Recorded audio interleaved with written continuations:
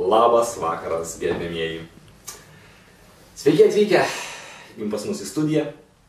Šį vakar dar viena jūsų mėgstama Sauliaus laida. Šiandien pas mane svečiuose.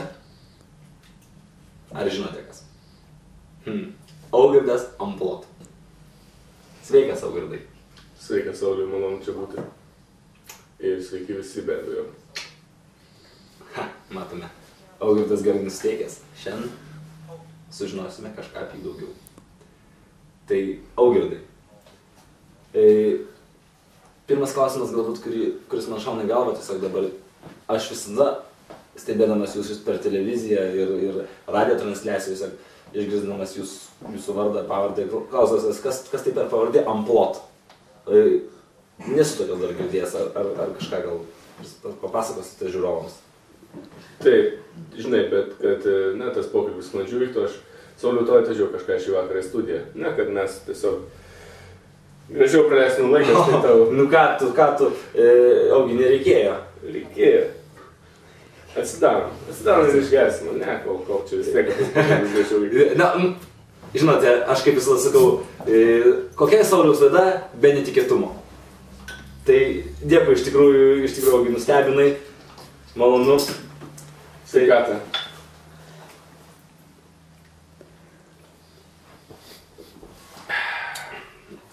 Šviesus į savus. Galvoju, kad dėl tamsų. Čia naujas kažkoks.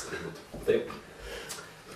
Na, gerai, grįžkim prie ko pradėjo. Pavardės, taip. Ta pavardė Amplot, žinau, daugelis žmonių iš tikrųjų nuskamba pirmą kartą. Galbūt čia kaip kažkoks amplua. Ne visai, ta prasme. Čia, irgi žmonės galvoja, kad gali būti kaip amplua, bet iš tikrųjų ne visai amplua.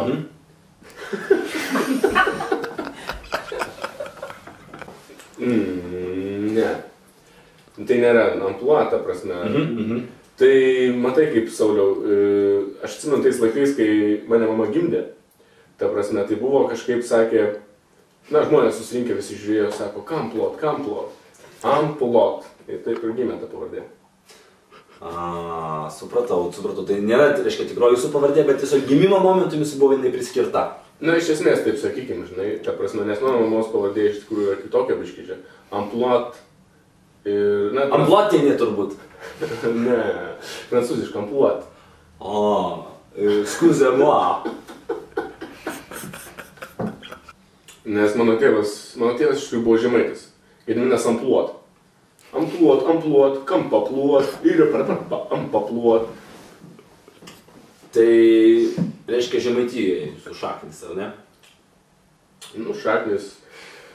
Šaknis Žemaitijoje, tėvai iš Prancūzijos. Įdomu.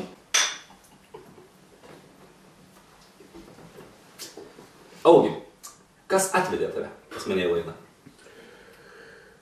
Kas atvedė, Žinai, Sauliau, aš tau pasakysiu, tavo iš tikrųjų laida mane labai žadė. Jau nuo senų laikų aš tave žiūrėdavau, žinai, visą laiką visas tas laidas man labai patikdavo. Ir, aš matau, kad čia žmonės atėjo visus tos atsakymus, jie gauna, iš tikrųjų gauna, jie ateina, tai ko ieško. Ir aš ieškau. Aš ieškau ilgai. Aš keliavau po Prancūziją, po Islandiją, po Filipinus.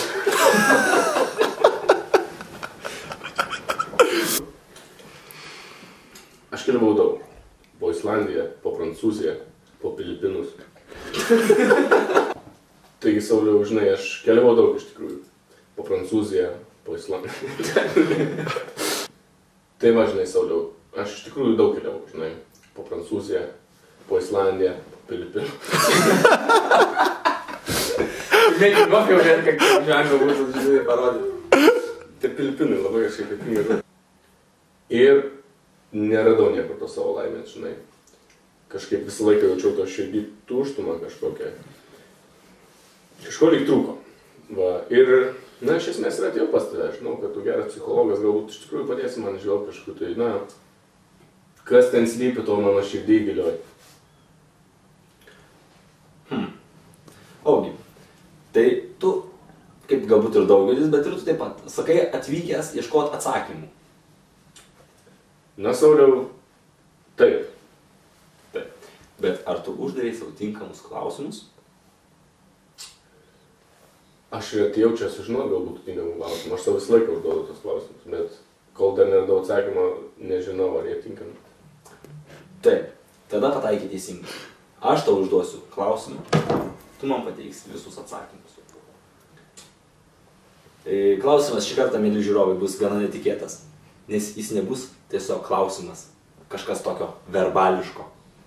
Tai bus kažkas kito. Mano brolis, kuris, kaip žinome, yra didelis psichotronikas.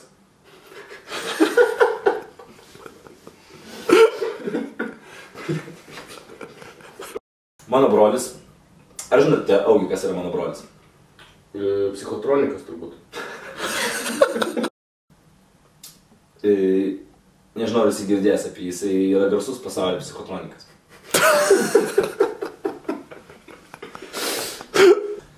Mano brolis, nežinau, ar esi apie jį girdėjęs, jisai yra garsus pasaulio psichotronikas. Ir jisai yra sukūręs tam tikrų prietaisų, kurie padeda giliau pažvelgti į klausimus, atsakymus, į tą širdies gelmes, kaip tu pats sakei. Tai aš pristatysiu gal tada ir savo televizijos žiūrovams jo naują išradimą.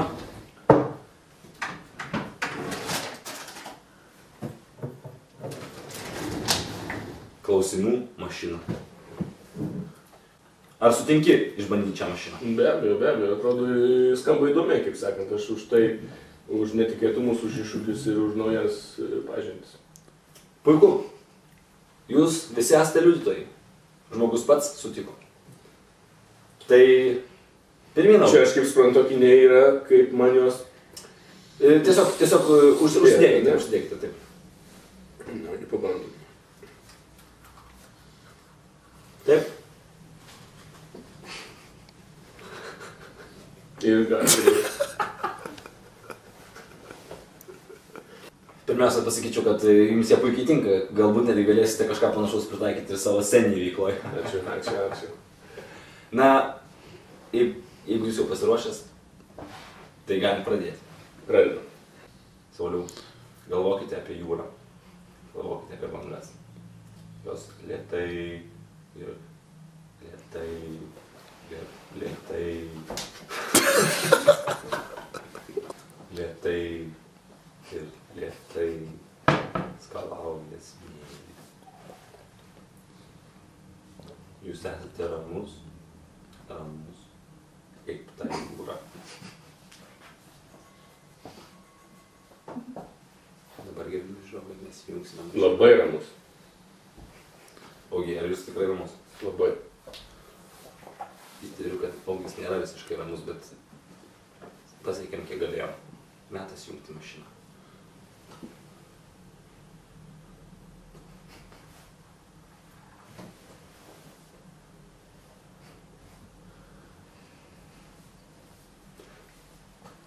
Visi apmirė. Augi, tai ar gerai jaučiatės?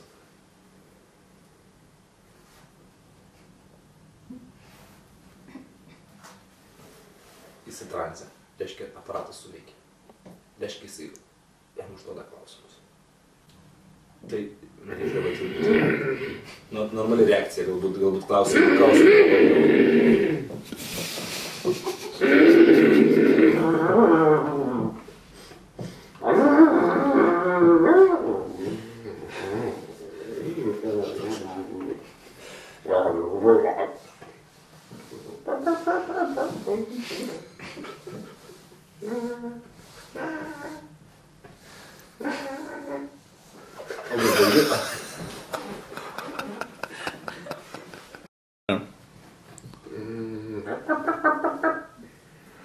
Tai gerbiami žiūrovai, matome signalus, kad jau klausimai yra užduoti.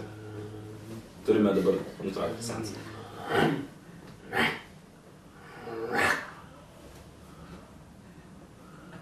Augi, ar iš čia viskas gerai? Nusimkite akinius, leiskite aš jums turimus akinius.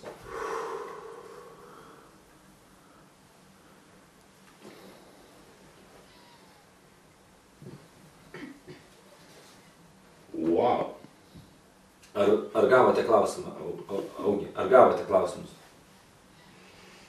galvojau klausimus, atsakymus, viską. Puiku, na puiku, gerbimi žiūrovai, puiku, mums pavyko. Pradėkime iš pradžių. Ką jūs sužinojate? Man net labai sunku pradėti. Na, visų pirma, taip aš net nieko neklausiau. Na, tai natūralu, nes tai ir buvo klausimų mašina, jie turėjo jums užduoti klausimus, ji turėjo kažką jūsų paklausti. Man buvo labai keista, kadangi pirmas dalykas, kurį pamačiau, tai kastuvas. Mažytis kastuvas.